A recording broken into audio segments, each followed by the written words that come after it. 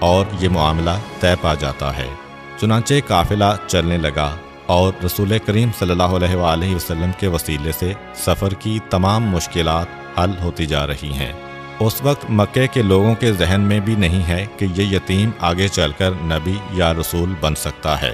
لیکن سب نے یہ محسوس کر لیا کہ یہ نوجوان کوئی عام نوجوان نہیں ہے، اس کے ساتھ ضرور کوئی غیبی طاقتیں ہیں۔ لیکن چونکہ لوگوں کو نبوت کا ہلکا سا شائبہ تک نہیں تھا، اس لیے یہ سمجھ نہیں پا رہے تھے کہ یہ کیا ماجرا ہے۔ تاریخ بتاتی ہے کہ اس قافلے نے 1 یا 2 منزلیں طے کی ہوں گی کہ ایک ایسے مقام پر یہ قافلہ پہنچا کہ ایک جانب پہاڑ تھے اور دوسری جانب ہموار میدان تھا۔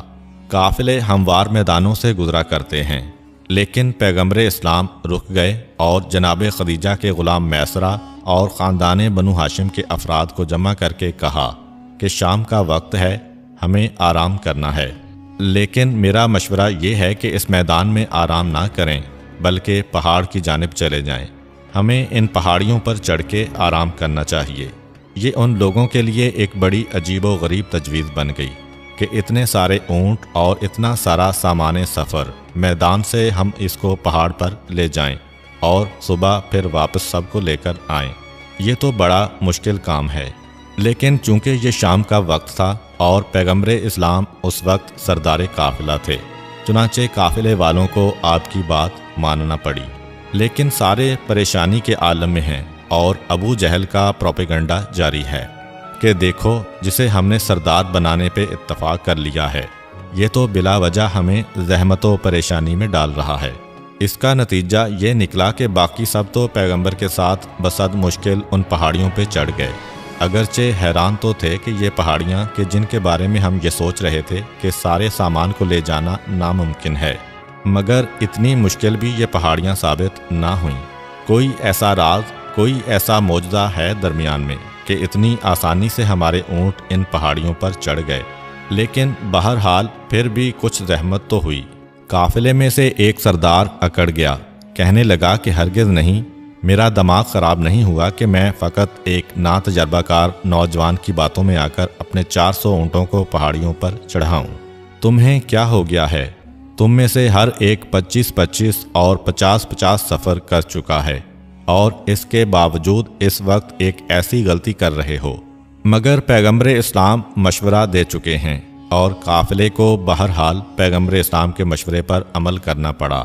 لیکن عجیب بات یہ ہوئی کہ ابھی قافلہ اوپر پہنچا ہی تھا اور خیمے تک نہ لگائے گئے تھے، اونٹوں تک کو نہ باندھا گیا تھا کہ اس علاقے میں ایک دم سے بادل آئے اور اتنی موسلادھار بارش ہوئی کہ سیلاب کی کیفیت پیدا ہو گئی، اور دیکھتے ہی دیکھتے وہ سردار جو اپنے 400 اونٹ لے کر میدان میں بیٹھا تھا، وہ اپنے 400 اونٹوں سمیت پانی کے اس دھارے میں بہتا ہوا جہنم واصل ہو گیا، اور ہر ایک حیران و پریشان کہ اس راستے سے ہم پہلے بھی گزرے تھے، مگر اندازہ تک نہ تھا کہ یہاں پہ کبھی سیلاب بھی آ سکتا ہے، اور پھر یہ آج سیلاب آیا اور آج ہی ہمارے سردار نے ہمیں پہاڑی پر چڑھنے کا مشورہ دیا۔ ابو جہل کے گروپ کے علاوہ سارے قافلے کے لوگوں میں ایک خیال پیدا ہوا کہ جسے ہم نے سردار بنایا ہے وہ انتہائی دانش مند ہے،